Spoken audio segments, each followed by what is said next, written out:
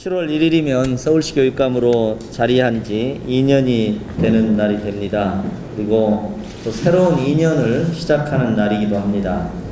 오늘 이 자리는 지난 2년을 돌아보고 앞으로의 2년을 준비해야 할 시점에서 저의 고민을 해결해 주십사 여러분들을 모셨습니다.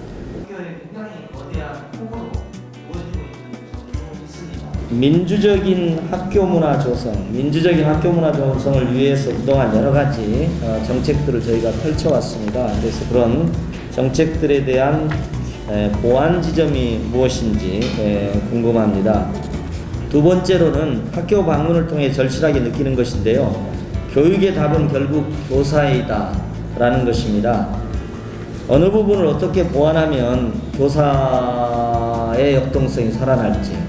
세 번째로는 학교 업무 정상화, 공문서 감축, 행정 절차 간소화 등 교육 행정 개선을 위한 컨설팅이 필요합니다. 수업의 매개가 되고 선생님들과 선생님, 선생님과 학생, 수업과 수업의 매개가 될 수 있는 전문 사서교사의 도입이 가장 시급하고, 선생님들이 이런 행정적인 것들, 교육과정의 개혁, 수업 평가 방법의 개혁, 이런 것들을 가장 체감을 할 수 있는 그런 방법이라고 생각이 들어서 전문 사서교사를 보급해주는 게 이것들의 괴리를 녹일 수 있는 방법이라는 생각이 들고요. 업무 간소화 때문에 제공되는 여러 가지 어떤 물리적인 어떤 혜택들이 사실은 큰 학급에 있는 학교를 기준으로 해서 지금 전부 다 이루어지고 있거든요. 큰 학교를 지향하기보다는 좀 작은 학교 중심으로 해서 지향하는 게 좋지 않을까. 그러니까 교육청 큰 단위에서는 그거를 우선 중시해서 계획을 좀 짜주셨으면 좋겠고, 이후에도 이제 작은 단위의 학교들, 그러니까 20개 학급 미만의 학교들에 대해서 어떤 실태가 있었는지 좀 확인 좀 해보고, 그리고 거기서 진짜 필요한 것들이 무엇인지 한 번쯤 조사해 주시고 공감해 주시고 좀 느껴보시면 어떨까. 지원청에서 지원은 컨설팅과 연수는 지원이 아닙니다.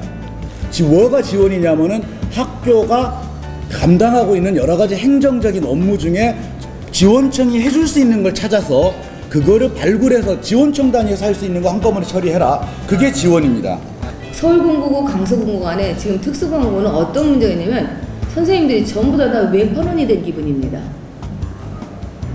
공감하시죠? 왜 외판이 되냐? 두 가지로 외판이 됩니다. 첫째, 중학교마다 가서 홍보를 안 하고 학생 모집하느라고 우리는 수업에만 전념할 수가 없어요. 계속 모든 학교를 다 중학교를 돌아다닙니다. 그 다음에 그것만 하는 게 아니라 취업처를 발굴하기 위해서 선생님들이 다 뜁니다. 특정한 정책이나 특정한 사안에 대해서 너무나 집착하지 말고 물어보니 이렇게 다수가 원하는군, 이건 합시다, 이런 식으로 해서 참여도도 이끌고 동력도 살리는 이런 것이 하나 있으면 좋겠다, 이렇게 생각하고요. 2년 동안 저변 확대나 또는 목표 중심으로 독서 교육이 많이 발전했다. 그리고 그 독서 교육이 책을 읽는 데서 멈추는 게 아니라 사실은 우리한테 아주 중요한 문해력, 글을 읽고 해독할 수 있는 능력을 기르는 쪽으로 방향이 좀 잡혀졌다는 데 대해서는 많이 감사하다는 말씀을 드리고 싶습니다. 그것이 시스템이 될 수 있도록 앞으로 좀 더 체계적이고 너무 많이 벌리기보다는 기존에 있는 것들을 체계로 남아주시는 일을 말씀드리고 싶습니다. 개인적으로 학교 평가 없어진 것에 대해서 아주 감사하고 긍정적인 아주 효과가 많이 있다고 보거든요. 지금 교사 성과급 문제도 많이 완화되어 있다고 개인적으로 생각합니다. 장학사 시험 치는 데서 연구 전문직을 초등 분야에 2명 뽑았더라고요. 근데 12명이 쳐가지고 아주 제가 볼 때 성황리에 성공적이었다고 생각합니다. 이게 교육감님 그 인수위백서에 다양한 교육 전문직 선출한다고 그랬는데, 선발한다고 그랬는데 하나가 된 것 같아요. 근데 이제 제가 뭐가 문제냐면은 선발하는 기준의 변경이 필요하다. 이 혁신학교가 교육감님이 혹시 성향이 바뀌시고 달라지셔도 계속 갈 것인가에 대한 그런 우려를 많이 하세요. 그리고 예산이 계속 지원이 안 될 때 그 예산이 없음에도 불구하고 이런 형태의 그 모양의 이런 사업이나 이런 취지의 성격을 살려서 갈 수 있을까, 이런 고민들을 좀 많이 하시더라고요. 근데 전국적으로 이게 심각한 상황입니다. 아이들의 낯선 행동과 학부모님들의 낯선 행동.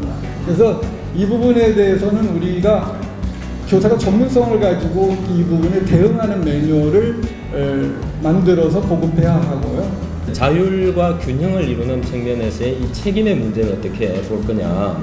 자율적으로 여러 가지 많이 개혁을 했는데 그래서 무엇이 좋아졌다는 말이냐. 이 부분에 대한 어떤 대답이 있어야 될 것 같아요.